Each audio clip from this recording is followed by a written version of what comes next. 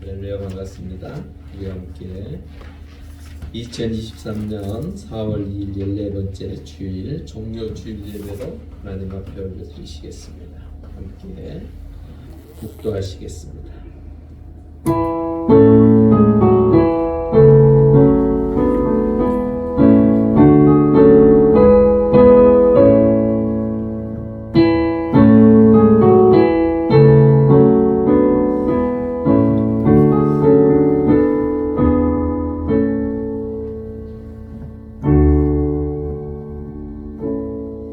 할렐루야. 아버지 하나님 감사합니다.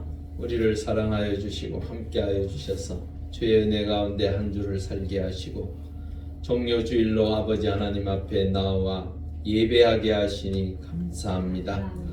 이 땅의 왕으로 오셔서 우리의 죄와 허물을 사하시고 영원한 생명의 나라에서 우리를 기다리시는 그 주님을 바라보며 이번 종료 주일과 고난 주간을 통하여 살아계신 그 하나님의 놀라운 사랑과 그 은혜를 경험케 하시고 오늘 예배를 통하여 하나님을 만나며 종료 주일의 그 큰 의미를 깨달으며 하나님의 거룩한 백성으로 세워지는 귀하고 복된 시간 되게 하여 주시옵소서.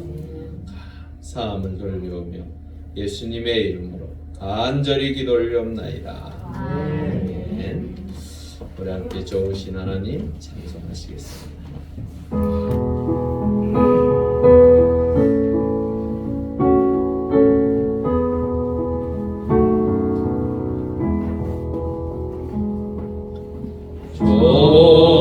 좋으신 하나님, 좋으신 하나님, 참 좋으신 나의 하나님,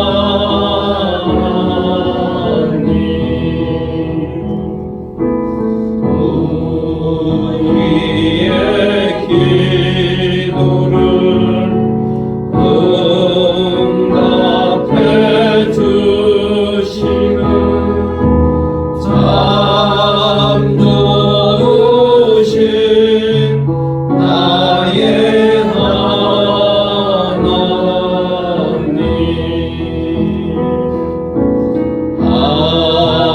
한없는 축복을 우리에게 주시는 참 좋으신 나의 하나님.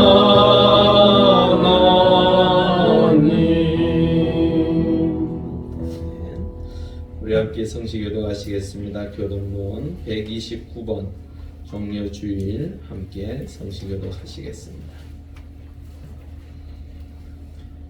시온에 따라 크게 기뻐할지어다. 예루살렘에 따라 즐거이 부를지어다. 보라, 내 왕이 내게 임하시나니 그는 공의로우시며 구원을 베푸시며 겸손하여서 나귀를 타시나니 나귀의 작은 것 곧 나귀 새끼니라. 내가 에브라임의 병고와 예루살렘의 말을 끊겠고 전쟁하는 영광으로 끊으리니 그가 이방 사람에게 화평을 전할 것이요 그의 통치는 바다에서 바다까지 이루고 유브라데 강에서 땅끝까지 이르리라. 앞에서 가고 뒤에서 따르는 무리가 소리 높여 이르되 호산나 다윗의 자손이여 찬송하리로다. 주의 이름으로 오시는 이여 가장 높은 곳에서 호산나 하더라. 아멘.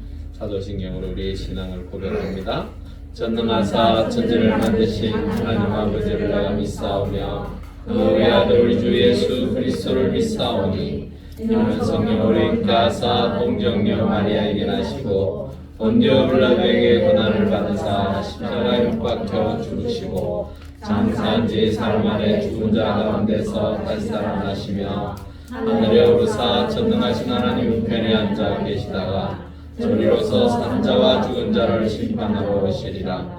성령을 믿사오며 거룩한 공예와 성도와 서로 교통하는 것과 죄를 사하여 주시는 것과 몸이 다시 사는 것과 영원히 사는 것을 믿사옵나이다. 아멘. 찬송가 35장입니다.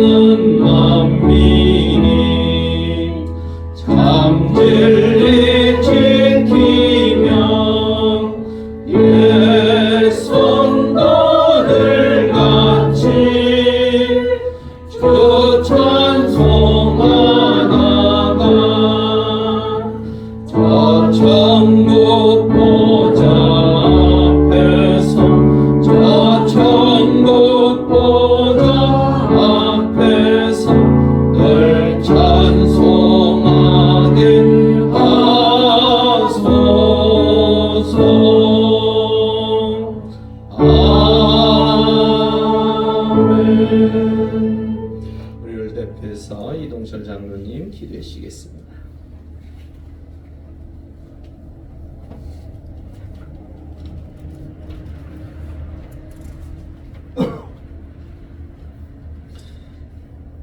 왕이신 우리 하나님 존귀 영광 올려드립니다.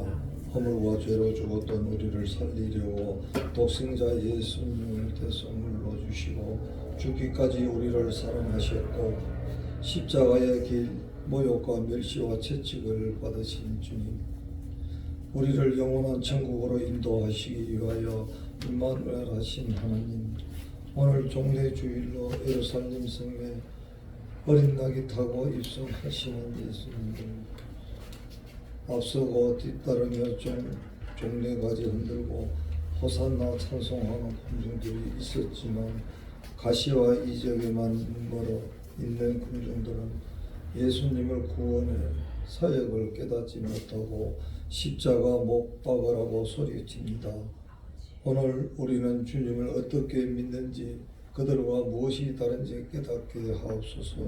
예수 그리스도께서 우리 죄를 인해 하나님과 막힌 담을 허시고 우리를 하나님께 나아갈 길을 열어주신 은혜를 깨닫지 못하고 세상 욕망을 위하여 구하고 세상 자랑을 위하여 구하는 어리석은 우리들이 아닌지, 오늘 내가 주님을 십자가에 못 박는 일을 하고 있는지 잊지 않는지 깊이 회개하는 저들이 되게 하옵소서.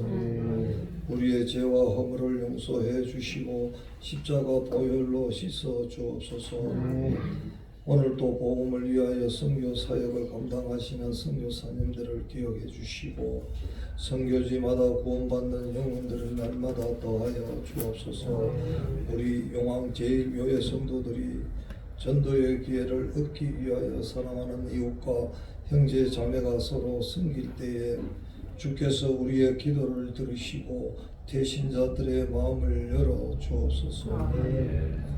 오늘도 하나님의 말씀을 대언하신 우리 목사님 영육관에 강건케 하시고 권능의 장중에 붙잡아 주시고 전하는 말씀이 온 성도들의 삶 가운데 역사하셔서 행함으로 열매 맺게 도와 주옵소서.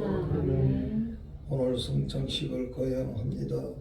주님의 살과 피로 우리 안에 영적 회복이 일어나고 하나님을 체험하는 놀라운 기회가 되게 복 주시옵소서. 육신의 질고와 영적 갈등과 경제의 문제들을 주님 앞에 기도합니다. 병은 치유되고 문제는 해결되게 성령 충만으로 역사해 주옵소서. 예배를 돕는 많은 손길이 각양 은사대로 기쁨으로 섬깁니다. 중심을 보시고 축복해 주옵소서. 존귀하신 예수님의 이름으로 기도드리옵나이다. 아멘.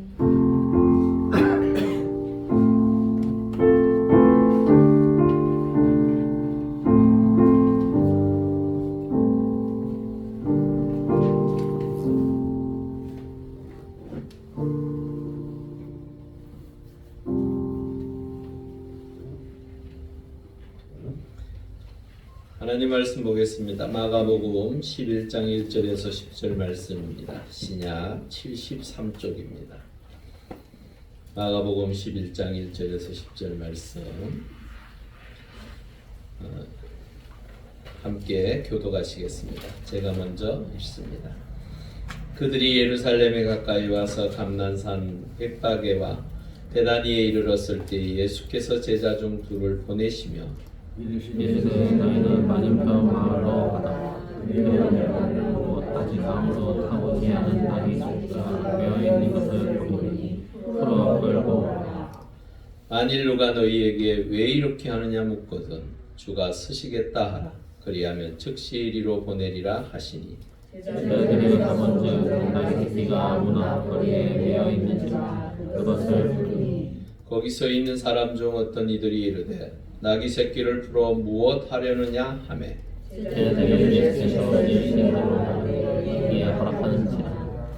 나귀 새끼를 예수께로 끌고 와서 자기들의 겉옷을 그 위에 얹어 놓음에 예수께서 타시니 많은 사람들은 자기들의 겉옷을 또 다른 이들은 길에서 된 나뭇가지를 길에 펴며 앞에서 가고 뒤에서 따르는 자들이 소리 지르되 호산나 찬송하리로다 주의 이름으로 오시는 이여 찬송하리로다 오니 강사에서 가장 높은 곳에서 호산나 받아라. 아멘. 우리 전우자로 인사하시죠. 반갑습니다. 한 주 평안하셨습니까? 반갑습니다.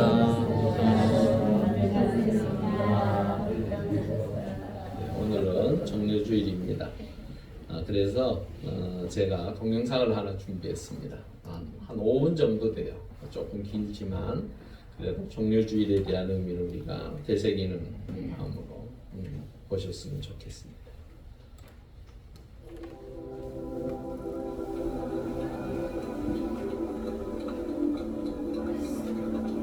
6월절은 유대인에게 가장 큰 축제일입니다. 이스라엘 민족이 이집트에서 탈출한 일을 기념하기 위해 예루살렘으로 몰려옵니다.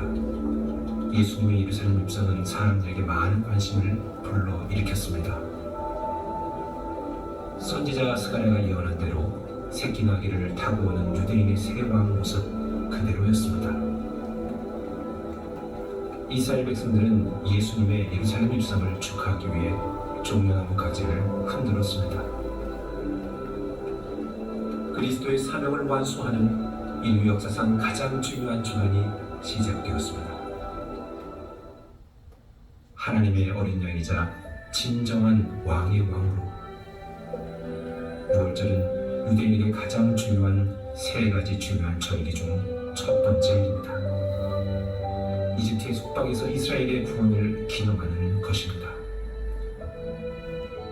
출애굽기 12장에 하나님께서는 첫 달 10일에 흠이 없는 어린 양을 선택하라고 명하셨습니다. 선택된 어린 양은 그들의 집으로 옮겨졌고 4일 동안 그들의 가족과 함께 살게 됩니다. 15째 날이 시작되기 전날 저녁에 어린 양을 죽였습니다. 문설주에 바른 어린 양의 피가 이스라엘의 죽음을 대신하는 것입니다. 6월절을 기념하고 속박으로부터 구해준 하나님의 위대한 구원을 기억했습니다. 그래서 예수님 시대의 유대인들은 다가온 메시아를 고대하고 있었습니다. 그들은 6월절에 오신 예수님이 로마의 압제로부터 그들을 구원해 줄 것을 믿었고 6월절 직전에 예수님은 예루살렘으로 가는 마지막 여행을 시작했습니다. 예수님처럼 수십만 명의 유대인들도 축제를 위해 도착했습니다. 많은 사람들은 수용할 수 없을 정도로 꽉 찼습니다. 그래서 많은 사람들은 주변 지역에 진을 쳤고 예수님께서도 예루살렘에서 3km 떨어진 베다니에 머무셨습니다. 마리아, 마르다, 나사로의 베다니 가족은 예수님을 통해 다시 살아난 가족입니다. 죽은 나사로를 살리신 이 놀라운 기적의 소식은 산불처럼 퍼졌습니다. 약속된 메시아가 왔다. 예수님과 제자들이 올리브 산 위로 올라가면서 아침 햇살에 반짝이는 성전에서 사람들이 야자나무 가지를 잘라내고 그분이 가는 길 위에 그들의 의복을 땅에 놓았습니다. 마태복음, 마가복음, 누가복음에 예수님께서 성전에 들어가신 날은 6월절 5일 전 그날의 10째 날이었습니다. 이것은 유대인들이 6월절 양을 선택했던 바로 그날이 참 하나님의 어린 양이신 예수님께서 예루살렘에 입성한 날입니다. 예수님도 아버지의 집인 성전에 들어와서 죽기 전 나흘 동안 사람들을 가르쳤습니다. 호산나 찬송하리로다 주의 이름으로 오시는 이 곧 이스라엘의 왕이시여 스가랴 예언이 성취되었습니다. 시온에 따라 크게 기뻐할지어다 예루살렘에 따라 즐거이 부를지어다 보라 내 왕이 내게 임하시나니 그는 공의로우시며 구원을 베푸시며 겸손하여서 나귀를 타시며 나귀의 작은 것 나귀 새끼니라. 유대인들은 예수님이 자신들이 바라던 메시아로 오자는 것에 실망했습니다. 그들은 예수께서 자신들이 원하는 정치적 목적을 이루려 하지 않은 것에 분노했습니다. 그들은 예수님의 진정한 구원을 이해하지 못했습니다. 얼마 전까지만 해도 예수님을 향해 호산나 찬송하리로다 외쳤던 군중 속에서 하나님의 어린 양 죽음에 대해 소리쳤습니다. 우리는 종종 예루살렘에 있는 당시 유대인들과 같은 질문에 직면합니다. 질문에 대한 명쾌한 해답은 세상의 죄를 대속하신 어린 양의 피에 의해서만 풀릴 수 있습니다. 6월절 예루살렘 입성의 진정한 승리는 십자가에 못 박혀 죽으신 예수님입니다. 그 죽음은 자신의 인류의 구원을 위해 메시아로 오셨음을 선포한 것입니다. 자신의 예언대로 사흘 만에 죽음에서 다시 살아나셨습니다. 죄인인 우리에게 부활의 승리를 확실하게 보이셨다는 것입니다. 예수님의 다시 사심은 그 부활을 믿는 자들에게 동일하게 역사하시며 이루신 약속인 것입니다.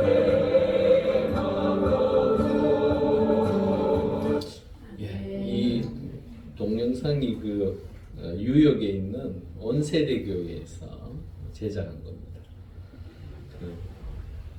이 종료주일에 대하여 상당히 명쾌하게 잘 제작된 것 같아서 제가 한번 보여드렸습니다. 어떻게 좀 머리에 정리가 되시나요? 아직도 뭐가 뭔지 잘 모르시죠? 먼저 이 종료주일에 대해서 잠깐 언급하고자 합니다. 종료주일은요, 예수님께서 십자가 죽음을 위해 예루살렘에 입성하신 날을 기념하는 절기입니다.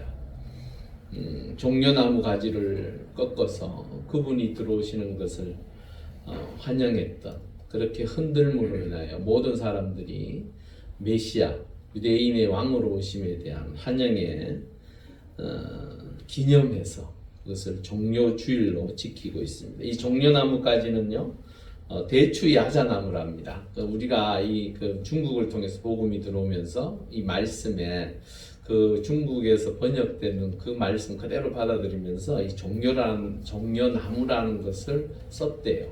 원래는 대추 야자나무라고 합니다. 여하튼 이 종려나무 가지의 의미는요 의와 아름다움과 승리 등을 상징하는 뜻이 있습니다.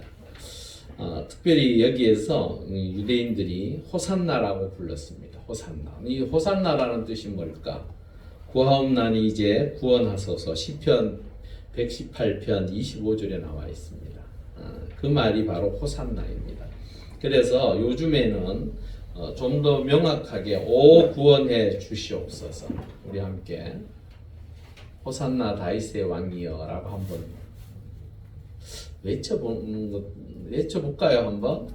호산나 다윗의 왕이여. 호산나 다윗의 왕이여. 예, 우리를 구원하달라는 이야기입니다. 여하튼 그 예수님께서 이제 사파를 세 개를 보겠습니다. 하나는 사진 그림이고요, 나머지는 사진입니다. 작년에도 봤습니다. 올해도 한 번 더 언급하기 위해서 보도록 하겠습니다. 당시 예수님께서 들어오실 때 이런 모습이었다고 합니다. 나귀 새끼를 타시고 사람들이 자신들의 옷을 벗어서 그 밑에 깔무로 인해 이게 어떤 의미냐면요. 그 들어오시는 왕에 대하여 내가 감사하다, 기쁘다, 감격한다, 당신을 찬양한다, 뭐 이런 의미예요. 당신에게 복종하겠다, 당신에게 모든 것을 드리겠다, 그런 의미로 그 나귀 새끼 위에다 옷도 얹기도 하고 밑에 깔기도 하고 그렇게 했대요. 오른쪽 이쪽에 있는 것은 지금도 이 종려주일이 되면 세계 각국에 있는 기독교인들이 모여서 이 벳박에로부터 시작해서 예루살렘으로 올라가는 그 과정들을 재현하고요. 또한 그 주님이 행하셨던 그 예루살렘 입성, 그 입성을 기념하는 그러한 일들을 한다고 합니다.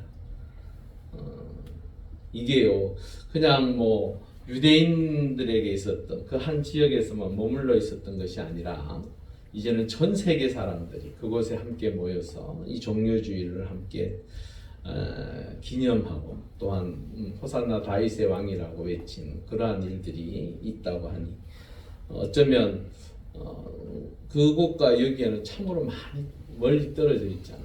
그럼에도 불구하고 우리가 주 예수 그리스도로 말미암아 한 백성이 되어지고 하나님의 자녀가 되었음을 우리도 이러한 것들을 통해서 다시 한번 기념함으로 하나님의 거룩한 백성이 되어지고 자녀가 되어졌음을 믿습니다. 예, 종려주일은 사실은요 아주 기쁜 날이에요, 사실은. 하지만 이 종려주일, 그 예수 그리스도께서 예루살렘에 입성하심으로 인하여 사실은 고난 주간이 시작되어집니다. 그래서 예수님께서 이 땅에서 마지막 한 주간을 많은 사람들과 그 예수 그리스도 당신께서 십자가에 달려서 죽으셔야 하는 그 일들에 대한 이야기를 하시고 또한 그러한 일들 속에서 주님께서 당신의 모습을 통하여 사람들에게 어떠한 의미이고 내가 죽음으로 인하여 어떤 일이 벌어지고 어떠한 일들이 행하여져야 하는지를 가르쳤던, 그래서 그 고난의 길을 함께 하나님의 사람들이 지금 이 2000년이 지난 지금 이 시간에도 함께 묵상하는 시간을 갖기를 원하셔서 성만찬은요 실은 예수님께서 직접 제정하신 거예요.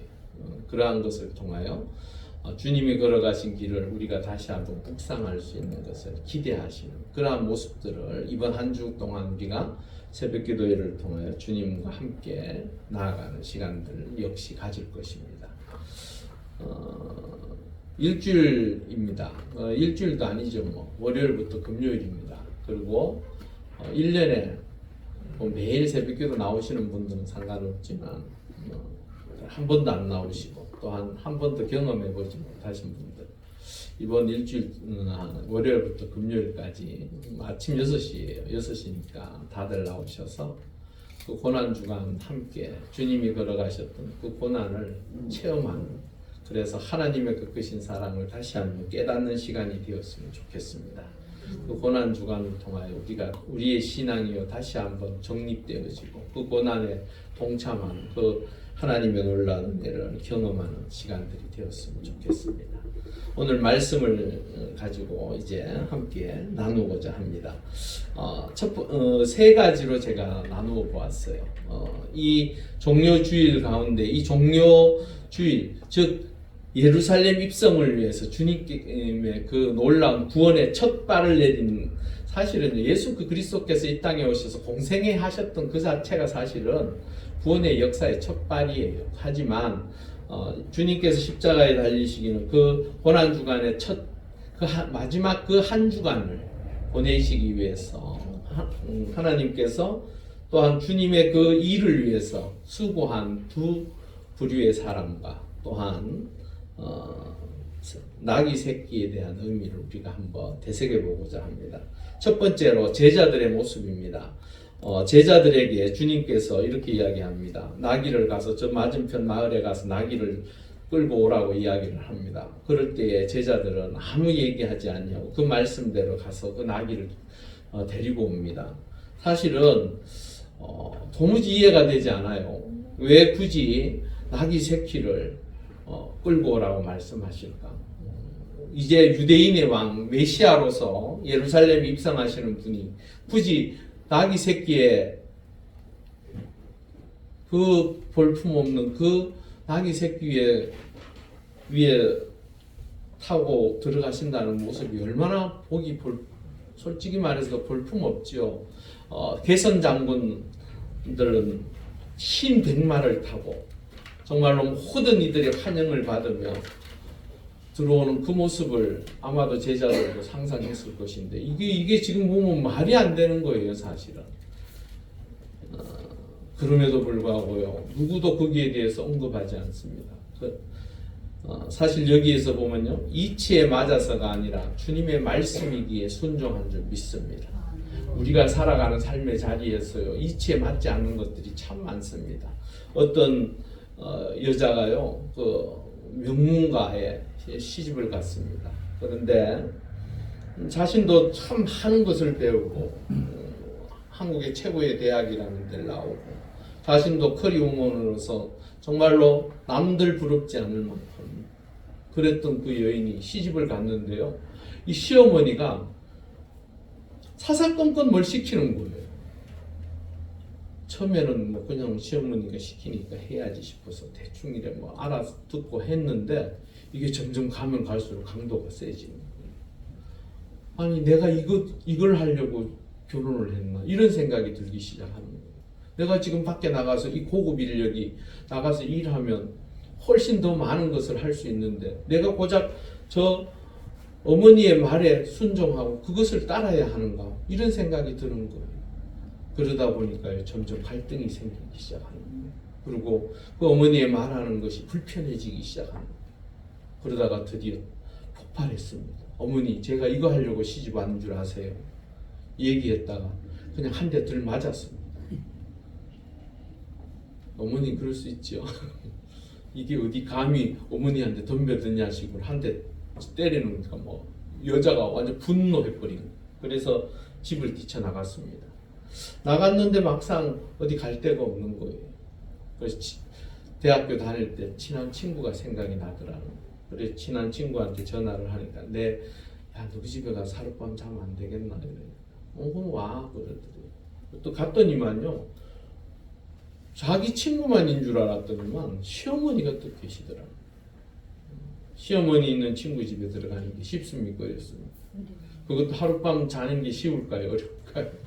굉장히 불편하죠. 그런데도 그 시어머니가 아주 기쁘게 자기를 맞아주더라는 거예요. 속으로 그랬대요. 우리 어머니가 저랬으면 얼마나 좋을까. 그런 생각하면서 들어갔대요. 그래서 그 시어머니가 그 방도 이래 잠자리를 마련해주고 그러는 가운데 자기가 보면서 신기한 게 하나 있더래요. 자기와 같이 대학 다닐 때 그렇게 목에 힘주고 잘난 척하고 돌아다니던 그 친구가 그 시어머니 말하는 한마디마다 순종하더라. 그래서 그 시어머니가 도무지 저거 왜 하지? 이런 생각을 하는데도 하더라. 그래서 저녁에 친구한테 그랬대요. 야, 너 옛날 모습 하나도 없다. 너 왜 그래 됐냐? 그렇게 물었대요. 그러니까 하는 소리가 뭔 줄 아세요? 아주 뜻밖의 소리를 하더라. 야, 나 교회가 요즘 그러더라. 이게 무슨 말입니까? 하나님의 말씀이 그의 삶에 들어가서 부모에게 순종해야 되는 그 모습이 그의 삶의 자리에 드러나기 시작하더라. 그래서 이치에 맞지 않은 그 소리일지라도 우선 순종하고 보더라.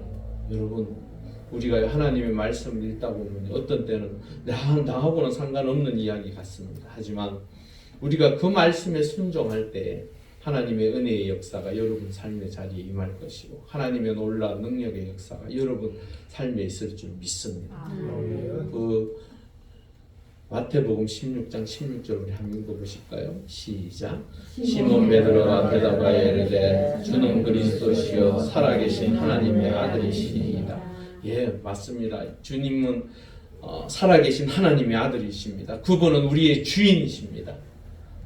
그 마음이 그들에게 있기에 제자들도 하나님의 은혜 가운데 그 말씀이 능력이 되어서 그 주님의 말씀에 동의하고 그 말씀에 순종할 수 있는 것입니다. 여러분, 우리의 삶의 자리에 여러분들이 늘 함께 살아가는 그 자리에 때로는 말씀대로 원수를 사랑하라, 옆에 지나가는 그 원수를 사랑하라고 말합니다. 그게 가능합니까? 이치에 맞지 않아요. 나를 괴롭히고 힘들게 하고 요즘 예전에 내가 학교 다닐 때 나를 괴롭혔던 자들을 고발하고 하지요. 막 들춰내서 다 이야기해요. 사실 이치적으로 보면 그거 사실 맞는 것 같아요. 그 피해자는 얼마나 고통스러운지 몰라요. 몇십 년간을 그 가해자들로 인하여 고통당했던 걸 생각하면 그들이 떵떵거리고 잘 살고 명성을 얻고 남들 앞에 가식적인 모습을 통하여 선한 척 보여지는 그것이 그 사람들에게 얼마나 힘들겠습니까? 그런데 주님께서 어떻게 하라고요? 이봐요. 벌써 그런 얘기만 들어도 내 속에 있는 분노가 올라오잖아요. 내가 겪지 않았음에도 불구하고 원망이 올라오잖아요. 왜 그럴까요? 참 인간이란 힘든 거거든요. 누군가를 사랑한다는 것 어려운 거거든요. 하지만 주님께서 그렇게 말씀하셨기에 하나님께서 우리를 사랑하신 그 모습을 우리 스스로가 보기에 우리가 사랑해야 할 줄 믿습니다. 아멘 하시라니까요. 아멘. 그래야 하나님의 능력이 임하는 거예요. 여러분들이 동의하고 싶지 않아도 아멘으로 동의하면 하나님께서 여러분들의 마음을 움직이시고 생각을 바꾸시고 여러분들의 삶의 자리에 하나님의 능력의 역사를 통하여 내 마음은 움직여지지 않을지라도 하나님께서 역사하셔서 그렇게 만들어 가시는 줄 믿습니다. 예, 하나님의 사람들은 그래야 돼요. 내 뜻대로 내 하고 싶은 대로 내 생각대로 살면 그게 무슨 하나님의 사람입니까? 여러분, 내 인생의 마지막을 주님께서 우리를 위하여 죽으시고 부활하시고 그 생명의 자리를 예비하시고 준비하신 그곳에 우리 모두가 가야 하지 않겠습니까? 예수 그리스도를 믿음으로 말미암아 여러분들이 천국을 소유한 자가 되어진 줄 믿습니다. 그 은혜로 사십시오. 그런데 예수님은 왜 어린 나귀를 선택하셨을까? 우리 스가랴 9장 9절에 함께 보겠습니다. 시작. 시온에 따라 그의 기뻐하시오다. 예루살렘에 따라 즐거이 부르시오다. 보라, 내 왕이 내게 임하시니 그는 공의로 주시며 구원을 베푸시며 겸손하여서 나귀를 하시나니 나귀의 작은 것 곧 나귀의 새끼니라. 주님은 이 땅에 오실 때에요. 자신의 신적 권능을 가지고 백성들을 다스리고 그들을 인도하려고 오신 분이 아니에요. 그분은 이 땅에서 가장 낮은 자리로 오셨습니다. 그곳이 어디였습니까? 말구유였습니다. 말구유에 오셨고 지금 예루살렘 그 성을 입성하는 그 과정 속에서 그 나귀를 타고 올라가는 그 모습은 어쩌면 주님 역시 내가 이 땅에서 겸손한 모습을 통하여, 겸손하다라는 것이 무엇입니까? 내가 부족해서 겸손한 게 아니에요. 내가 모자라서 겸손한 것이 아닙니다. 나는 내 마음대로 내 뜻대로 할 수 있지만 그것을 내려놓고 하나님의 뜻 가운데 엎드리기에 겸손할 수 있는 것, 그 모습을 당신 스스로 보여주시는 것입니다. 하나님의 은혜 가운데 말씀에 겸손할 때 여러분들의 인생이 하나님의 은혜 가운데 복될 줄 믿습니다.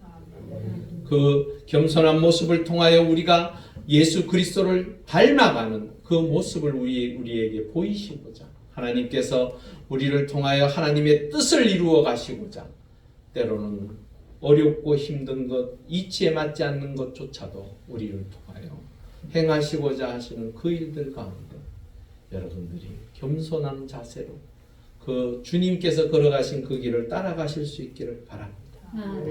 두 번째로요, 나귀 새끼 주인의 모습입니다. 이 나귀 새끼 주인에 있는 곳은요, 벳바게와 베다니 거리 그 중간인지 그 끝에인지 이게 정확하게 나오질 않아요. 그런데 이 두 지역의 거리는요, 대략 1km 정도 됩니다. 1km 정도라고 하면요, 사실은 뭐 그렇게 먼 거리가 아니잖아요. 우리가 걸어가도 뭐 한 10분이면 걸어갈 수 있는 거리잖아요. 특히나 지금처럼 이렇게 아파트가 세워지고 집들이 다 문을 잠그고 있는 상황에서는 사실은 내 바로 옆집도 알 수가 없어요. 그런데 그 당시에는 집들이 다 열려 있고 집이 그렇다고 뭐 요소보다 많은 것도 아니고, 그래서 주변에 있는 사람들, 특히나 거의 시족 사회, 부족 사회처럼 되어져가 있기에 옆집이 누군지, 또한 친인척들이 모여 살고, 또한 그 소식들이 전하여지기에는 아주 가까운 거리라는 거예요. 그 지역을 우리 한번 볼까요? 이게 예루살렘으로 올라가는 성전과 예루살렘 지역입니다. 잘 보이시죠? 예, 베다니하고 벳바게, 그 다음에 베다니에서 성전까지 거리가요 한 3km 정도 돼요. 3.2km 정도. 3.2km 되니까 대략 한 1km 정도 되죠. 그래서 이 성전, 예루살렘 성전으로 가기 위해서는 이 베다니와 벳바게는 어쩔 수 없이 지나가야 돼요.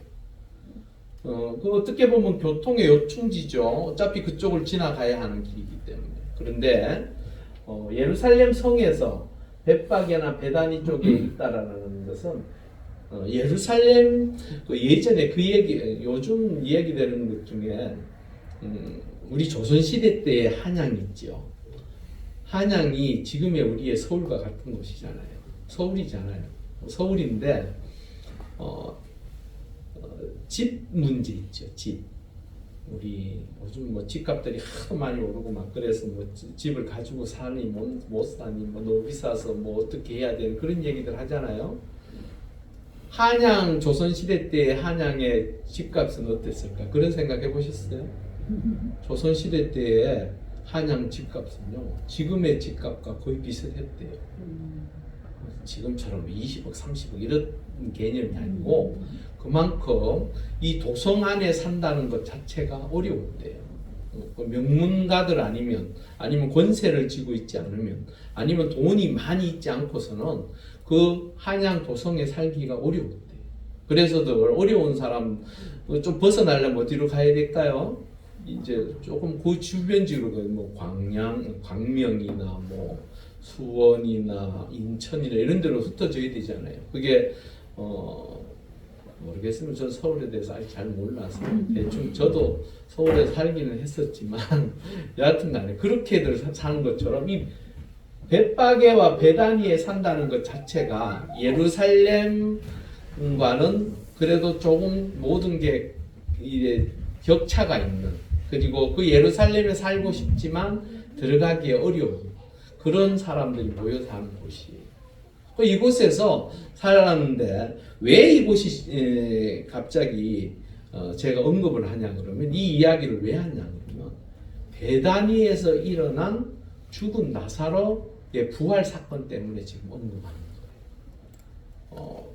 낙이 새끼의 주인이 누군지 몰라요. 사실은 지금 모르는 상황에서 그 베다니에서 일어난 놀라운 기적 같은 일, 죽은 사람이 살아났습니다. 특히나 나흘이나 돼서 몸이 썩고 부패되어진 그 상황에 있던 사람이 살아났어요.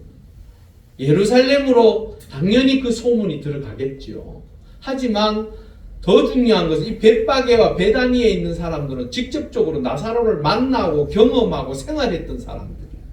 그런데 그 사람이 죽었던 이야기들을 사람들이 알고 있고 장례를 같이 치렀던 사람들 입장에서는 이 사람이 살아났다라는 그 이야기는요, 우리가 왜 그런 얘기하죠? 기절초풍한다는 소리. 얼마나 놀랬겠습니까? 그냥 이야기를 들었던 사람하고 경험했던 사람들과는 하늘과 땅 차이입니다. 그 사람들 중에 한 사람이 오늘 주님께서 말씀하신 그 나귀 새끼를 끌고 오라고 할 때에 동의했던, 그래서 기꺼이 드릴 수 있는 사람이 되었다. 어쩌면요, 그 사람에게는 죽었던 나사로가 살아남으로 인하여 믿음이 그에게 들어갔던 것 같아요. 주님이 어떤 분이시라는 것을 어렴풋한 게 남아 알기 시작했던 사람 같아요. 여러분, 우리에게 겨자씨만한 믿음이 있습니까? 야고보서 2장 14절 우리 한번 읽어보겠습니다. 시작. 내 형제들아, 만일 사람이 믿음이 있노라고 행함이 없으면 무슨 의미가 있으리요? 그 믿음이 자기를 구원하겠느냐. 예. 그 나귀 새끼 주인이 그 나사로를 통하여 놀라운 주님의 능력과 권능의 역사, 하나님의 은혜의 역사를 경험하고 나면 그에게 믿음이 생기고 그 믿음을 통하여 기꺼이, 나귀 새끼가 귀하지 않은 사람이 어디 있겠습니까? 맞죠? 내 것을 귀하게 여기지 않는 사람이 어디 있습니까? 내 것을 누군가에게 주는 것이 쉬운 일입니까? 결코 쉽지 않습니다. 그럼에도 불구하고 이 사람이 기꺼이 나귀를 주기로 허락한 것은 바로 그에게 작은 믿음이 남아 생기면서 그 믿음의 행동이 그의 아름다운 헌신으로 드려지는 모습을 보게 됩니다. 여러분, 우리에게도 이 나귀 새끼 주인과 같이 작은 믿음이라도 여러분 속에 있다면 행함이 있는 하나님을 기쁘시게 해드리는, 그래서 그 하나님의 놀라운 구원의 역사를 경험하는 하나님의 사람들이 되기를 바랍니다. 그 하나님께서는 여러분들에게 다 각자에게 믿음을 허락하셨어요. 그 믿음이 어떤 사람은 정말로 충만한 자리에까지 이런 사람이 있는가 하면 아직은 믿음이 긴가 민가 왔다리 갔다리 하는 분들도 있죠. 걱정하지 마십시오. 하나님 앞에 기도하고 그 작은 믿음이라 할지라도 그 믿음을 통하여 행할 때 하나님께서 더 큰 것으로 더 아름답고 귀한 믿음으로 채워가실 줄 믿습니다. 세 번째로 부르심을 받은 나귀 새끼입니다. 예, 제가 처음 이야기했던 것처럼 이 나귀 새끼는 참으로 연약하고 볼품없는 모습입니다. 정말로 볼품없어요. 뭐 할 수 있는 게 없어요. 맞죠? 나귀 새끼, 어미가 있고 새끼가 있는데 그 새끼에게 뭘 감당하게 만들겠어요? 할 수 있는 게 없어요, 사실. 그냥 옆에 버젓이 그냥 서 있는 거 말고는 할 수 있는 게 없어요. 어쩌면 그 나귀를 보면서 그런 생각을 할 수 있겠죠. 아이고 이쁘네, 귀엽네 이런 소리는 하지요. 우리 새끼들을 보면 그런 마음이 들잖아요. 그런데 중요한 것은 주님께서 그 나귀 새끼를 불렀다. 그 나귀 새끼를 불러서 주님께서 쓰시겠다고 지금 말씀하고, 그 나귀 입장에서는 만약에 생각을 하고 말을 할 수 있다면 그랬었지 않을까요? 아, 저 양반이 왜 날 불러? 나 아직 약한데 저 사람을 내가 어떻게 실어서 날로? 그런 생각을 했을까요? 안 했을까요? 했겠죠. 나귀가 생각을 할 수 있고 무엇인가를 말할 수 있다면 그런 이야기 왜 안 했겠어요? 여러분, 그럼에도 불구하고 주님께서는 그 구원의 역사를 이루시고자 하나님의 은혜 가운데 그 나귀 새끼를 부르셨어요.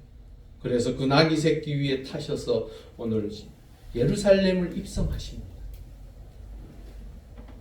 사실 우리가 볼 때도 좀 그래도 어미하고 타고 가지 그걸 굳이 나귀 새끼를 불렀을까?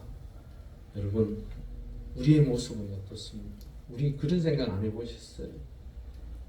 하나님께서 나에게 뭘 기대하시기에 나 같은 자를 불렀을까? 나에게 무엇을 기대하시기에 나에게 이것을 맡기셨을까? 그런 생각 해보신 적 없습니까? 여러분, 우리 모두는 연약하고 부족한 자들입니다. 그런데도 어떤 사람들 보면 자신이 잘난 줄 알고 자신이 잘하는 줄 알고 목소리를 높이고 힘을 목에 핏대를 세우고 참 힘들어요. 맞죠? 때로는 정말로 서로 간에 배리하고 사랑하고 나누고 이해하고 함께하면 얼마나 좋겠어요. 그런데도 그렇지 못한 그 조만한 권력 하나 가지고 시두르는 것을 보면서 우리는 때로는 얼마나 스스로가 민망하고 때로는 그런 것을 볼 때 불편해합니다. 혹시나 우리 스스로가 그러지는 않습니까? 시편 39편 4절 우리 한번 읽어보겠습니다. 시작. 여호와여 나의 종말과 연한이 언제까지 알게 하사 내가 나의 연약함을 알게 하소서. 그 핵심이 뭘까요? 내가 연약함을 알으라는 거예요. 우리는 연약하고 부족하다라는 거예요. 우리가 언제 종말이 나에게 다가올지 내 연한이 끝날지 사실은 잘 몰라요. 그런데요, 그것을 생각하는 자들이라면 내가 어떠할 수밖에 없다고요? 겸손할 수밖에 없어요. 얼마나 연약한 존재입니까? 그렇게 의기양양하고 당당하던 사람도요, 암 걸렸다라는 말 한마디 떨어지니까 그 다음부터는 사람이 사는 것 같지 않아요. 보니까 실망하고 절망하고 어떻게 해야 할지 몰라서 두려워하고 염려하고 걱정하더라고요. 그만큼 인간은 부족하고 연약한 존재입니다. 그런데 중요한 것은 이런 연약함을 깨닫고 어떻게 살아가면 하나님의 은혜 가운데 살 수 있을까? 로마서 6장 19절 우리 읽어보겠습니다. 시작. 너희 육신이 연약함으로 내가 사람의 예대로 말하노니 전에 너희가 너희 지체를 부정과 불법에 내주어 불법에 이른 것 같이 이제는 너희 지체를 너희에게 종으로 내주어 거룩함에 이르라. 아멘. 예, 여러분은 연약하고 부족하지만 그 연약하고 부족한 것 때문에 내 삶의 자리에 하나님의 뜻과는 정반대의 삶을 살았지만 이제는 하나님의 은혜 가운데 여러분들의 삶의 자리가 주님 앞에 복종하고 그 주님을 따름으로 인하여 여러분 삶이 어떻게 되어진다고요? 거룩하여집니다. 천국에 갈 수 있는 사람은요, 거룩한 자만이 갈 수 있습니다. 여러분들, 죄인이 갈 수 없는 곳이 천국입니다. 여러분들은 주 예수 그리스도로 말미암아 의인 되어진 줄 믿습니다. 믿음으로 말미암아 여러분들은 하나님의 자녀가 되었습니다. 천국이 여러분들의 소유가 되었습니다. 그 하나님의 은혜 가운데 거룩함을 통하여 주께 영광 돌리는 하나님의 사람들이 되기를 바랍니다. 그렇다면 이 부르심을 받은 나귀 새끼를 통하여 이 나귀 새끼는 어떠한 은혜를 입었는가? 데살로니가 후서 1장 12절에 우리 함께 읽어보겠습니다. 시작. 우리 하나님과 주 예수 그리스도의 은혜대로 우리 주 예수의 이름이 너희 가운데서 영광을 받으시고 너희도 그 안에서 영광을 받게 하려 함이라. 주 예수 그리스도께서 그 십자가의 길을 위해서 그 나귀 새끼를 타고 입성하시는 그 가운데에 많은 사람들이 나와서 뭐라고 합니까? 호산나 다윗의 자손이여 우리를 구원하소서. 그러면서 종려나무 가지를 들고 흔듭니다. 모두가 기쁨에 차서 감사합니다. 근데 그 영광이 사실은 나귀 새끼를 위한 것이 아니죠. 하나님 오늘 입성하시는 그 예수님을 위해서 하는 거예요. 그런데요, 그 예수님을 등에 태우고 가니까 그도 역시 같이 영광을 받더라는 거예요. 여러분, 우리의 삶의 자리에서 하나님 앞에 영광을 돌리기 위하여 힘쓰고 주의 영광을 위해서 걸어가십시오. 그러면 그 영광이 여러분들에게도 임하는 줄 믿습니다. 하나님의 백성들의 삶의 자리가 바로 그런 거예요. 당연히 내가 하나님을 섬기며 그 하나님의 은혜 가운데 사는 것이고 하나님의 뜻을 위하여 나아가는 것인데도 하나님께서는 그것을 통하여 우리에게 기쁨을 주시고 또한 우리의 삶의 자리에 당신을 통하여 모든 이들에게 영광받는 자리에 앉게 하시더라고요. 그 놀라운 은혜의 역사가 오늘 정료주의를 통하여 이 두 부류와 또한 이 나귀 새끼를 통하여 하나님께서 언급하신 이 말씀의 은혜의 역사가 우리의 삶의 자리에 넘쳐서 이번 고난 주간을 통하여 살아계신 그 하나님의 은혜 가운데 거하며 그 은혜를 함께 누려가는 복된 시간이 될 수 있기를 주의 이름으로 축원합니다. 우리 함께 기도하시겠습니다. 우리 한 30초 정도 제자들과 같이 있을 때 순종하는 하나님의 사람이 되게 해달라고 나귀 새끼 주인과 같이 헌신할 수 있는 그래서 하나님을 기쁘시게 해드리는 사람이 되게 해달라고 볼품없는 나를 기꺼이 드려서 그 믿음 안에서 복된 우리의 삶이 되게 해달라고 우리 함께 간절히 3초 정도 기도하시겠습니다. 할렐루야. 아버지 하나님 감사합니다. 우리를 사랑하여 주셔서 주의 자녀 삼으시고 아버지 하나님의 은혜 가운데 함께 예배하며 종려주의를 함께 묵상할 수 있게 하여 주셔서 감사합니다. 제자들과 같이 이치에 맞지 않는 것이라 할지라도 절대 순종함으로 하나님 앞에 영광 돌리고 구원의 한 페이지에 기록되어진 하나님의 사람들이 되게 하시고 나귀 새끼 주인과 같이 작은 믿음이지만 그 헌신을 통하여 구원의 놀라운 역사를 이루어감과 같이 우리의 삶의 자리에도 주의 놀라운 백성으로서 헌신하는 하나님의 사람들 되게 하시옵소서. 볼품없는 나를 기꺼이 드리오니 아버지 하나님 받아주시고 우리의 믿음을 통하여 하나님의 뜻이 이루어지게 하여 주시옵소서. 할렐루야. 아버지 하나님 감사합니다. 종려주의를 통하여 우리가 주님을 환영합니다. 주 예수 그리스도의 이름을 높여드립니다. 우리의 삶의 자리가 제자들과 같이 절대적 순종과 나귀 새끼 주인과 같이 헌신하는 모습으로 또한 볼품없는 나를 기꺼이 드릴 수 있는 그 아름다운 믿음으로 다시 한번 주님의 걸어가신 그 구원의 길을 함께 걸어가는 우리 모두가 되게 하여 주시옵소서. 감사함을 돌리오며 예수님의 이름으로 간절히 기도올리옵나이다. 아멘. 우리 함께 찬송가 213장 찬송하시면서 준비한 예물 드리겠습니다.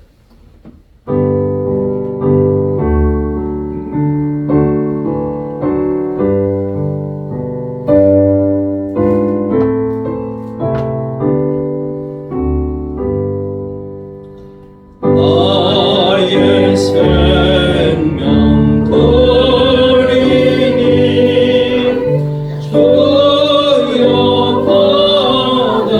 받아주셔서 세상 사랑 갈 동안 찬송하게 하소서.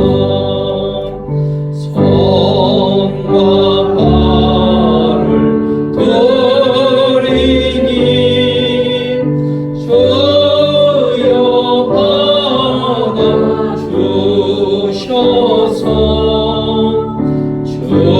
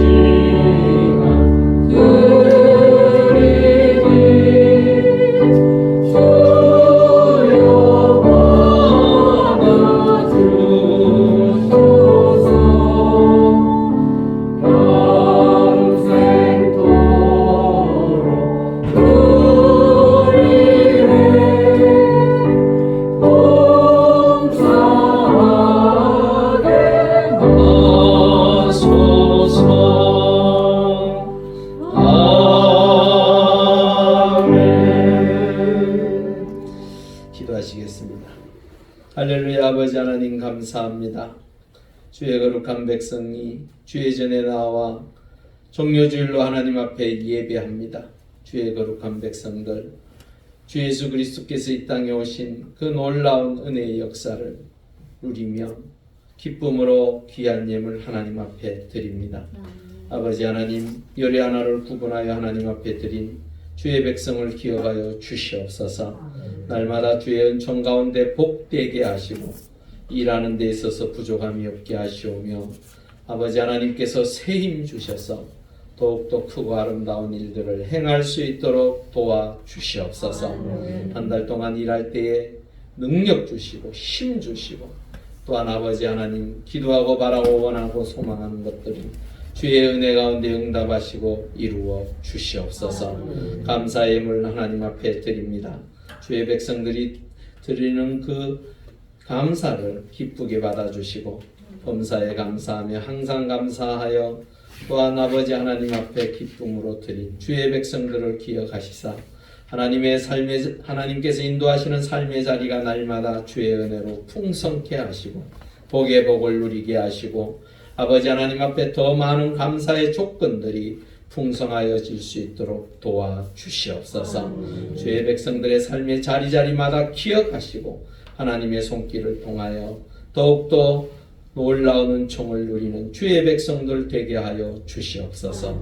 건축원금 하나님 앞에 드립니다. 기억하여 주셔서 하나님의 교회가 더욱더 아름답고 귀한 성전을 통하여 주께 영광 돌릴 수 있도록 아버지 하나님의 백성들의 그 손길을 통하여 더욱더 풍성함을 누릴 수 있도록 도와주시고 하나님의 백성의 손길을 복의 복을 허락하여 주시옵소서. 주의 이런금 하나님 앞에 드립니다. 기억하여 주셔서 주의 백성들의 매일의 삶이 주와 동행함으로 복을 누리게 하시고 아버지 하나님의 인도하심을 통하여 승리하는 한 주가 되게 도와주시옵소서. 감사함을 돌리오며 예수님의 이름으로 간절히 기도올리옵나이다. 아멘. 예, 이 시간에는 성찬식을 진행하도록 하겠습니다. 우리 장두분 장갑 먼저 끼시고요.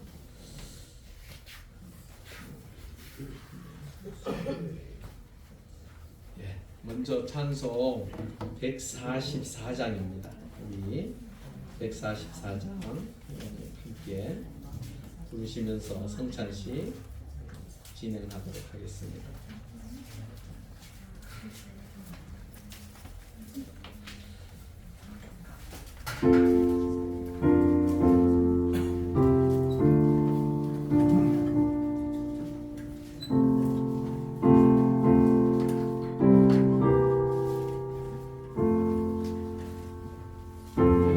예수 나를 위하여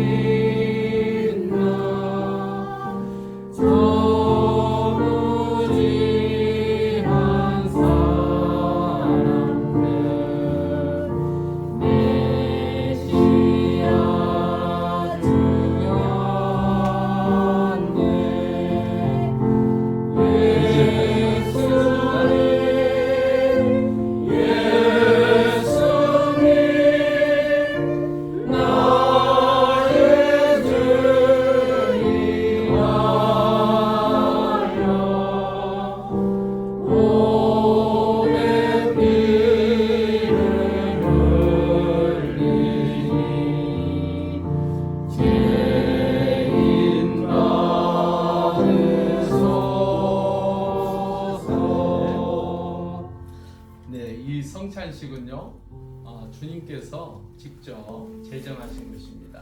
당신의 살과 피를 통하여 예수 그리스도를 구주로 고백한 자들이 하나님의 자녀가 되어지고, 또한 다시 재림하여 주님 오시는 그날까지 이 땅에서 당신이 스스로 기념하라고 하신 예식입니다.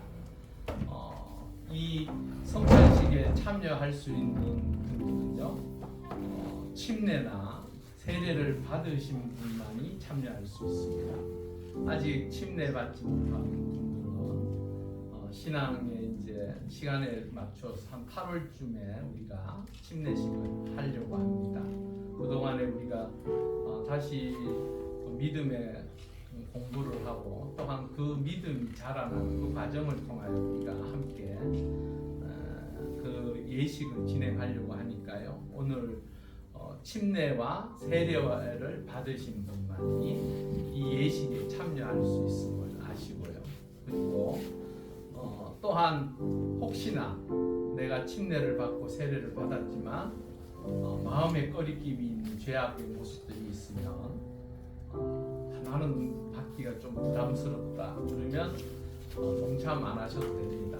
단지 우리가 원래는 성찬식을 준비하면서 늘 한 주 동안은 늘 기도하고 그 시간 동안 준비하는 시간을 사실은 갖습니다. 그렇게 기억하시고요. 이천 성찬식은 우리가 침례나 세례를 받은 하나님의 백성들이 함께 참여하는 예식임을 깨달으시고, 이 시간이 주의 은혜 가운데 복되고 귀한 시간이 되었으면 좋겠습니다. 먼저 제가 기도하도록 하겠습니다. 주님의 떡과 잔을 받음으로 우리와 주님이 하나가 됨을 믿습니다. 지금부터 주의 나라가 임할 때까지 우리와 함께 하여 주시기를 소망합니다. 주의 살을 통해 주님의 걸어가신 거룩한 길을 우리도 따를 수 있게 인도하여 주옵소서. 또한 주의 피로 우리의 영혼이 씻어지게 하시고 주의 잔으로 새 생명을 공급받게 하옵소서. 늘 주님의 피를 통해 거룩한 백성으로 온전히 세워지는 은혜를 허락하여 주시옵소서. 주님의 놀라운 은혜 가운데 분병과 분자를 통하여 우리의 영혼이 다시 한번 주와 하나가 되었음을 고백하는 복되고 귀한 시간 되게 하여 주시옵소서. 예수님의 이름으로 간절히 기도 올려옵나이다. 아멘.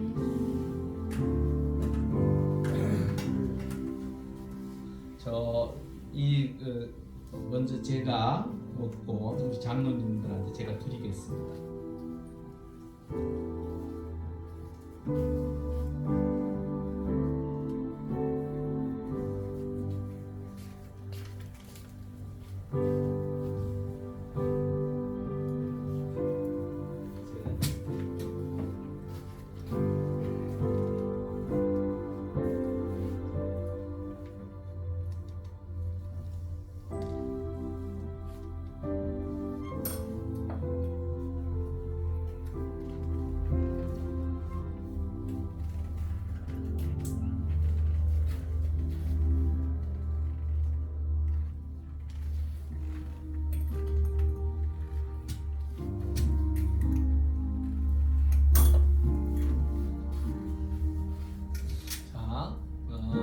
이제 그 침례나 세례 받으신 분들 이쪽으로부터 이렇게 오셔서 떡을 받으시고, 그 다음에 우리 장로님이 가지고 계신 잔을 받으시면 되겠습니다. 자, 그 침례 받으신 분, 세례 받으신 분 일어서시면 됩니다. 일어서셔서 나오십시오.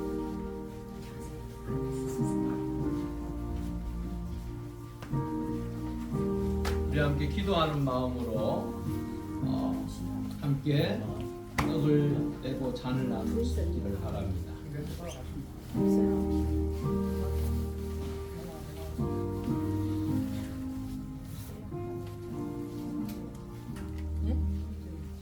내가 너희에게 전한 것은 주께 받은 것이니 곧 주께서 주 예수께서 잡히시던 밤에 떡을 가지사 축사하시고 떼어 이르시되 이것은 너희를 위하는 내 몸이니 이것을 행하여 나를 기념하라 하시고 식후에 또한 그와 같이 잔을 가지시고 이르시되 이 잔은 내 피로 세운 새 언약이니 이것을 행하여 마실 때마다 나를 기념하라 하셨으니 너희가 이 떡을 먹으며 이 잔을 마실 때마다 주의 죽으심을 그가 오실 때까지 전하는 것이니라. 그러므로 누구든지 주의 떡이나 잔을 합당하지 않게 먹고 마시는 자는 주의 몸과 피에 대하여 죄를 짓는 것이니라.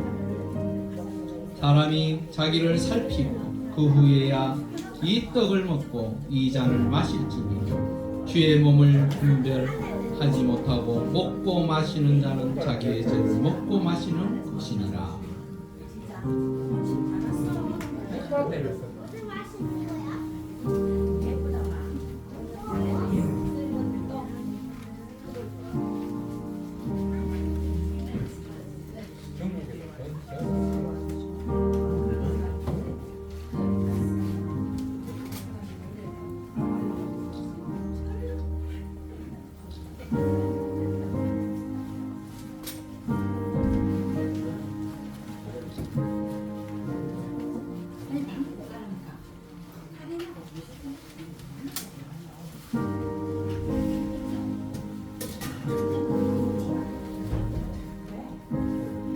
우리 찬송가 3절 4절 우리 함께 부르시겠습니다.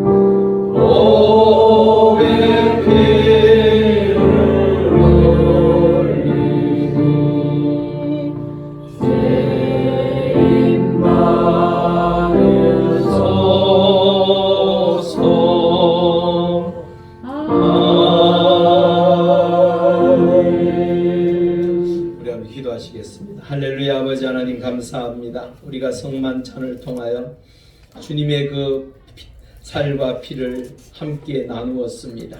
하나님, 우리의 영과 육이 주와 날마다 하나가 되어 동행하는 복되고 귀한 주의 백성들 되게 하여 주시옵소서. 특별히 참여하지 못한 하나님의 사람들, 하나님의 은혜 가운데 믿음이 자라고 또한 하나님 앞에 침례받음으로 다시 한번 새로워져 다음 시간에는 함께 동참하여 주께 영광 돌릴 수 있도록 인도하시고 함께하여 주시옵소서. 감사함을 돌리오며 예수님의 이름으로 간절히 기도 올리옵나이다. 아멘. 예, 교회 소식 전해드립니다. 교회를 위해서 계속적으로 기도하시고 전도하셨으면 좋겠습니다. 코로나19 바이러스 종식을 위해서 계속적으로 기도하시면 좋겠습니다. 주변 전도입니다. 교회 주변과 이웃들에게 전도하셨으면 좋겠습니다. 이제 전도하기 좋은 것 같아요. 어제 전도 나가 보니까요. 이제는 마스크 안 쓰고 다니니까 좋더라고요. 그래서 주변에 있는 분들에게 복음을 전하셨으면 좋겠습니다. 점심 식사가 준비되어 있습니다. 함께 나누셨으면 좋겠고요.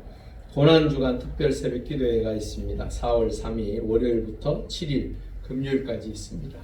되도록이면 다들 참석하셔서 함께 은혜 나누는 시간 되었으면 좋겠습니다. 다음 주일은 부활주일입니다. 기독교에 있어서 절기 중에 가장 중요한 절기입니다. 예수 그리스도께서 탄생하신 성탄절과 이 두 절기는 기독교인에게 있어서 결코 잊지 않는 귀한 절기입니다. 그래서 우리가 부활의 기쁨을 함께 나누는 귀한 시간 되었으면 좋겠습니다. 점심 식사 후에 운영위원회가 있습니다. 특별한 다른 광고가 없으시면 우리 하나님은 너를 지키시는 자 찬송하신 후에 축담 예배를 마치겠습니다.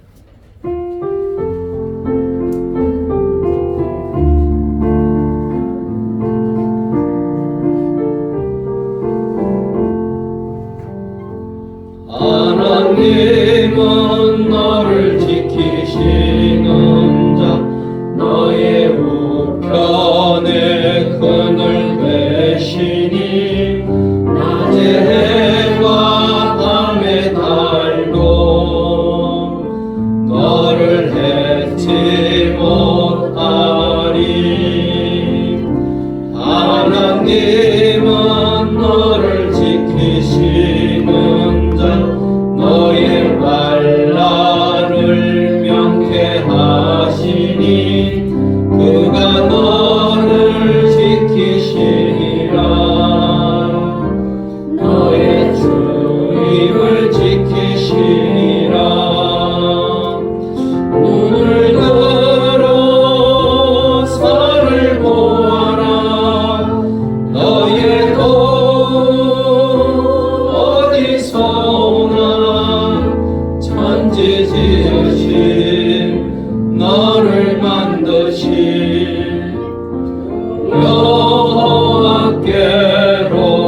여호와께로다. 우리 함께 기도하시겠습니다. 아버지의 뜻을 따라 죽기까지 우리를 사랑하신 예수 그리스도의 은혜와 우리를 자녀 삼으시고자 독생자를 아낌없이 내어주신 하나님 아버지의 사랑하심과 지금도 우리의 삶의 자리를 보호하시고 인도하시는 성령님의 역사하심이 종료주의를 맞아 주님의 구원의 사역에 쓰임받은 자들과 같이 우리도 주님의 쓰임에 기쁜 마음으로 순종하기로 결단하는 주의 백성들의 머리 위에와 믿음의 공동체인 용왕제일교회와 그리고 우리의 조국 대한민국 위에 지금으로부터 영원히 함께 하시기를 간절히 축원하옵나이다. 아멘.